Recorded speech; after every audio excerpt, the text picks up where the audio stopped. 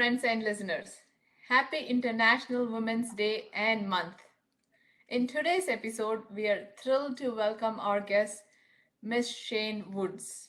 She served as the director of the Girl Scouts of Northeast Texas STEM Center of Excellence, which is a 92-acre living laboratory where kids of all ages can explore and develop their competence and confidence in science, technology, engineering, and math, all while cultivating essential skills such as confidence, resilience, leadership, risk taking, and problem solving.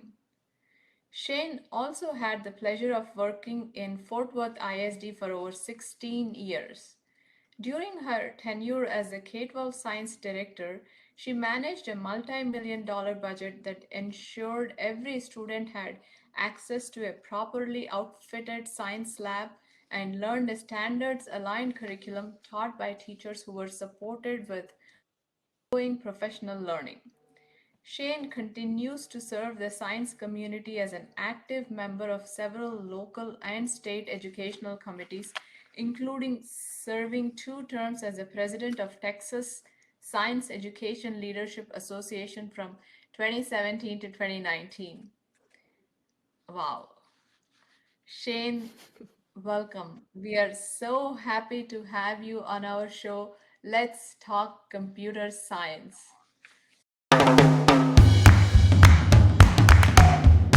I am so honored, Definitely. really, Shane, and you're so humble.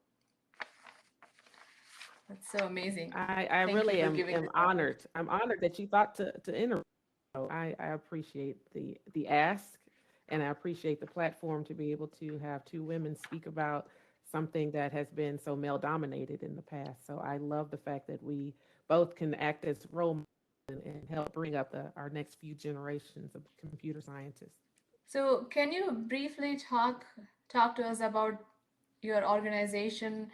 I mean, who doesn't know about Girl Scouts, but still a little bit of Girl Scouts and your specific organization, the STEM Center, and your role.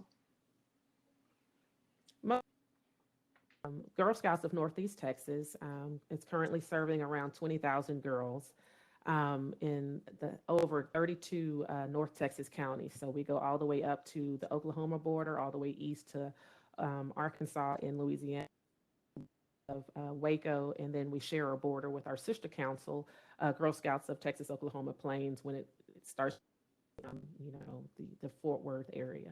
And so it's one of those things that we have over 83,000 adult volunteers who help make this possible, as well as partnering with AmeriCorps members who help bring the programming to life for our girls. Of course, with COVID, we have in person and virtual options so that the girls can really stay connected and we're able to meet the girls where they're at. And so it's one of those things that even though we do live in a state that or in a world that has a digital divide, like not all girls can plug in, we do have a way that at least now our programming are meeting girls in a different way and at the same level.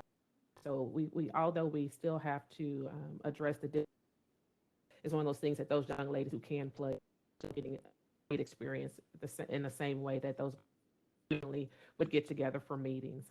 And then, so it's one of those things that we have a chance to welcome those girls back at 5 of our camp facilities, as well as over 8 service centers. And of course, we are currently in cookie season that really funds all the programming that goes right back to the girls and what we offer to them. So it's one of those things that Girl Scouts is really taking, trying to make its mark in. It's one of our 4 pillars. We have entrepreneurship, life skills, outdoor leadership, and because we really wanted to make sure that we did our part to get young ladies and women into that STEM workforce. And definitely within the Dallas Fort Worth area, as you know, is one of the leading areas for STEM careers and businesses. So it's nice to have those community connections. Y'all are the experts in girls. This is what we need to have in our workforce in the next 10, 15, 20 years.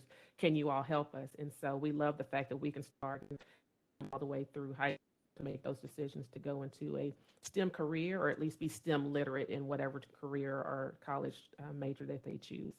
And so I get a chance to work at the STEM Center of Excellence, which is they reimagined how Cedars could really serve as a touch point for girls to learn that they can be confident, that they can get that the skills that they need in order to be the a thinker, to be curious, to make an impact on their world in a different way through STEM. And so in 2018, um, they really had a chance to remake the STEM Center into this one of a kind facility, as you said, living lab, where in over our 92 acres, the girls get a chance to really kind of experience what does it mean to be a design thinker? What does it mean to challenge? What does it mean to fail forward, and to try again and to be resilient?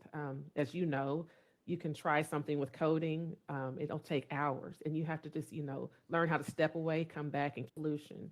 And what does it mean to work as a team? But at the STEM Center of Excellence, we try and work on year-round education in robotics, computer coding, cybersecurity, earth science, especially emerging technology and engineering. So it's one of those things that you also have field trips that allow boys and girls to come out, as well as the overnight experiences. So it's just one of those things that it's a dream job for me, as well as it allows me to utilize my educational background and get those kids interested and have them experience things that they can take from this outer school space into school and feel confident and ready to raise their hand, where they might not have had an anchoring experience to make them feel comfortable to answer that question. Yeah. So currently, how is your team incorporating technology into the curriculum? Oh, we do so much. Being able to integrate robotics and computers into our badge work. Luckily, we do have um, several badges and journeys that the girls can work on in terms of robotics, mechanical engineering. That we have journeys which are a little more in depth, deeper dive into topics. So we have things like an engineer. Last summer, we didn't get a chance to have in-person camp. We had virtual camp. And so we had this experience called Camp Out of the Box, where we were able to have the girls get something shipped to their home, a guide, those materials to allow them to participate online with camp counselors and with one another to learn and do little tasks. For one of the weeks, we had the young ladies really diving into what does it mean to code, and why is it important. And so we try and start with something that can connect all of them and then get them into the more abstract or more sophisticated ideas of coding. And so, of course, we start with something simple like Morse code or to develop patterns. And then we have to figure out, well, how would you be able to convey a message to a computer? So we start talking about, the famous, zeros and ones, and bring them into different coding languages. It's one of those things that's kind of how we can introduce the young ladies to what does it mean to be a programmer, as well adapting some of the technology that we have. For instance, we have a great partnership with Vex Robotics as well as with TI, to utilize their software and their hardware with the young ladies to get them in front of different programs. We're also working with Imagine Labs to get the young lady languages, so that way they understand that they're kind of it's to be bilingual in STEM means to be able to speak different languages. We're trying to help expand what does it mean to be bilingual and multilingual, and really make it a skill that our girls feel comfortable doing, and that it doesn't have to be something that either only you get in high school or when you take a certain class. That it's an experience that you can use now. Really bring that into our programming for the weekends and our summer camps. Okay, that makes sense. I'm making some notes. And what you're Oh, I saying, love it. that's really, yeah, that's really impressive. I mean, especially like because you guys touch on so many aspects, that's really impressive. So, which aspects of teaching technology do you feel are progressing easily and which are more difficult to incorporate? When it comes to technology, as you're aware, it reminds me of the it's an adult example in terms of when you buy a car. As soon as you buy a car, or as soon as you drive off that lot, it's already starting to depreciate. And you get a computer or the old-fashioned laptop or a computer actual tower. It never fails. As soon as you buy it, it seems like there's a new update, or as soon as you bought it and you plug it in, you're the first time it turns on, it has 18 updates already, and you're like, I just bought it. How's it already not up to date? And so that's what it is. It's how are we able to be so nimble um, in a field that just changes like by moment to moment. Even within 1 week, there's being generated and created that we have to adapt to. And so that's the hardest thing is to help find educators and facilitators to understand that it's not finite. It's not an answer to, and it's not one way.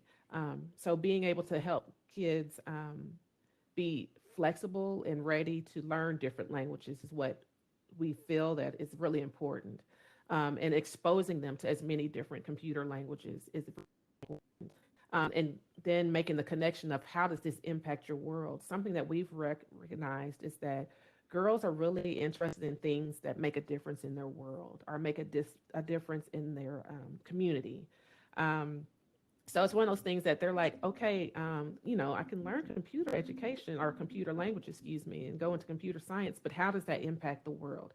How do I make a difference with this? And so, does that mean that I can, help people who are in, East Texas be able to connect and order, um, the materials that they need in order to have, food or have, because it's one of those things, urban students or students that are in suburbs, they're able to utilize things like DoorDash and those type of food delivered to them.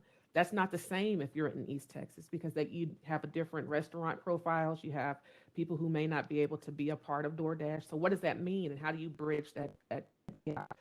How do you help people who need different services? For instance, when we had the winter storm, there were people who were thinking of apps on how to connect people who had landlines to people who only utilized cell phones and didn't have power to charge their cell phones. How did you let each other know that you were okay and safe? Needs to be solved, and computers and apps are a way that girls can help solve and bridge those gaps and connect to one another and build community. But like I said, I think the biggest challenge languages, but able to teach it in a way that a kindergartner, a middle school, and a high school student feels connected to it, feels that it's important, and feels something that they need to add to their life. Um, and then, of course, just being able to have the equipment to do that is also another barrier. And how to get that to that girl in East Texas, or how to get that to a girl in North Texas whose family may not feel safe coming to in person to camp. How do we do that virtually and bring them into the community of still being able to engage in computers? Yep, yeah. I mean, you've touched on like major stuff here. I mean, one is very unique to your organization compared to any school, right? Like, if there is a school in South Dallas, they're addressing probably like 80-90% kind of similar population, similar needs. Whereas Girl Scouts serves North Dallas, South Dallas, East Dallas, so they're like different areas, very different clientele. As Girl Scouts, you want to give the same value to everyone. And you have touched on a couple of other major issues that we have in general as a country for teaching computer science to K-12 kids. It's the shortage of the teachers and the pace at which technology keeps changing, even if somehow find a teacher and educate them, and the devices, the infrastructure. Totally agree. You touched on all the major things. Since you have lots of education background too, I mean, before K-12, like Girl Scouts is education as well, but you were a science director in one of the biggest ISDs across the nation. So how do you think our K-12 CS education system is in America and in comparison with the rest of the world? I think it's getting better because it has to get better. It's kind of, we're being forced to make sure that we actually bring it to a much broader audience. I will have to say that in the past, it was kind of like, if you're really into computers or if you're this type of person, then you need to go into computer science versus the approach that's now becoming, I guess, in the past, 5 to 10 years, where STEM is kind of picked up and people are becoming more aware of what STEM is, and that, where computer science plays a part in STEM. I think they're realizing that this is something that needs to start a lot earlier. So I'm happy to finally see that counterparts and administrators are seeing the importance of getting in front of computers in a way that is responsible. For instance, in class, we have a badge called Coding for Good that helps kids understand what the need is for coding, what the possibilities and benefits are of coding, and then how to engage properly with it. But meanwhile, also having those conversations about this is why you also need to have time unplugged. This is how you need to make sure that you are taking care of yourself as an individual and still enjoying the nature and talking to family and really meeting one on one. It doesn't, you can't talk to your friend that you play, your video games with in a different country because that's still a community, that's still connection. But just really also making sure that they understand that there's a balance in between that and that you need to step back and still take care of yourself. So it's one of those things that I think it's finally becoming something K-12. I want to say that it really started maybe in middle school in the past in terms of talking about what computers can do, talking about coding and computer science. And then, like I said, it kind of tracked into a certain type of kid versus I think now computer science can kind of overlay everything. For instance, students who are in hospitality and restaurants, they still have to understand what does it mean to be able to utilize the machinery that really makes restaurants run nowadays. When it comes to fashion, what does it mean to be able to print your own design? What does it mean to 3D print certain things, especially in medicine when it comes to prosthetic arms? So it's one of those things that I think now people are seeing that computer science isn't for that one type of person, that person in the basement or the person that only stays in their room with 40 screens. That computer science really is just another language. And so that's something else that I've noticed within the state of Texas is that computer science can count as an additional language. Said it's one of those things that it is some way a different way to communicate, and it's a necessary way, as we both know, especially with the Internet of Things becoming so much wider and broader. It's just how it impacts our world, and so in order for our kids to be able to be ready for whatever this future is, Yep, yeah, totally right. I mean, that's so beautiful that you have said, like, with the Internet of Things and with the phone being our main source of communication, with all those apps, it's like regardless of what career that a kid's passion is going to lead them to, they cannot avoid computer science. It's going to be a Mhm. fundamental thing that they have to have an understanding of. So, what assistance or support do you feel like Girl Scouts teachers to teach technology and in general K-12 CS teachers need to make their roles easier? When it comes to Girl Scouts, we really rely on our program partners to help bridge the gap. For instance, we are the expert in girls, and really right now trying to make sure that we are connecting with the young ladies in a space and need right now. So that includes, mental health initiatives as well as getting them to understand what does it mean to be able to have a voice. It's one of those things that I find it interesting that people are like, girls are finding their voice. It's like, no, girls have all voice. We now have people who are listening and giving us the mic. So it's one of those things that what we need when it comes to computer science and being able to equip our adult volunteers is to have opportunities for them to feel ready to help the young ladies. So when it comes to our adult volunteers, being able to have program partners and or learning modules that help them understand what does it mean to provide STEM education and STEM activities to young Erickson to create an app called Jumpstart that allows volunteer to log on to this platform in order to feel comfortable teaching STEM. And so the Jumpstart platform really has it as a user-friendly way of being able to provide the badge work and the badge curriculum to the girls in a way that they feel supported. It gives them a step-by-step script as well as it gives them some background information just in case the girls ask why. But one of the things about Girl Scouts is that we really want every experience to be girl led, hands on, and collaborative. The adult volunteer to let the girls experience it, to let the girls ask the questions. And so, really making sure that our facilitators feel ready to have that kind of conversation and that open problem solving kind of environment for the young ladies when it comes to in our signature events. We make sure that we bring in people who are the experts, as well as, like I said, Erickson, to really put a face in front of the young ladies of what different careers are and what the possibilities are. And so it's one of those things that we're really big on see it, be it. If a girl hasn't seen it, she might not think she can be it. So working with if then ambassadors as well is something that we try and make sure we put a model in front of the young ladies that they can speak to and learn from.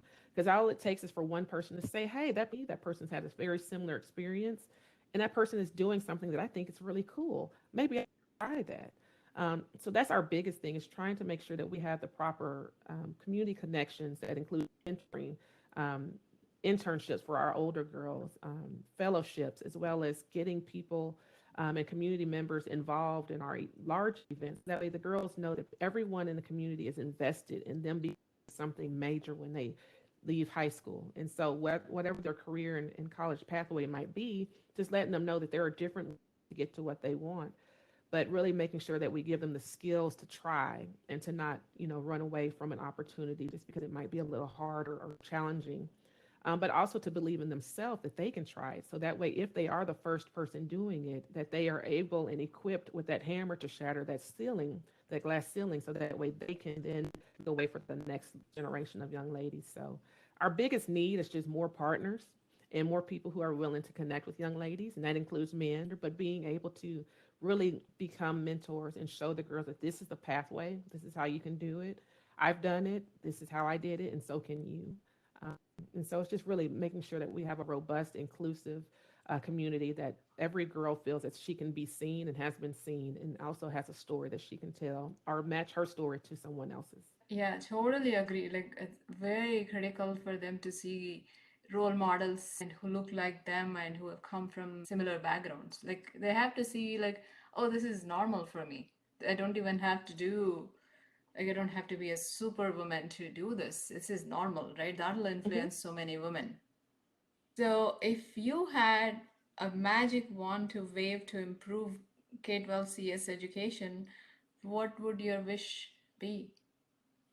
As simple as it sounds, I think my wish would be to eliminate people's hesitancy, to remove people's idea that you have to be a certain type of person to be interested in science. I know most people probably would think, be able to give everybody access to certain things. Yes, of course, I would love free Wi-Fi, you know, um, affordable digital devices that allow people to connect. But it's funny, it's like I still run into people who are like, "Oh my gosh, I hated math." Well, please don't say that in front of the students, because they don't hate it yet. Or, helping kids really understand, like, you don't have to be a certain type of person to like certain things.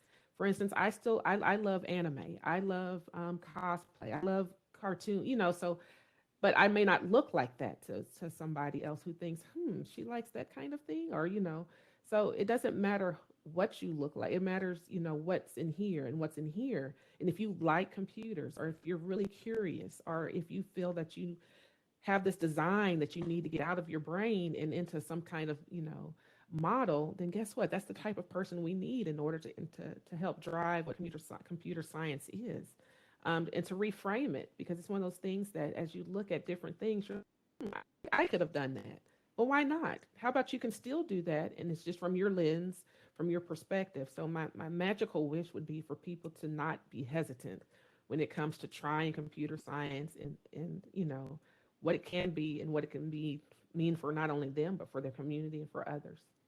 Yep, yes, yeah, that is so wonderful that you touched, I mean, the crux of the issue of anything, right? If there's no hesitancy, then that's the first step.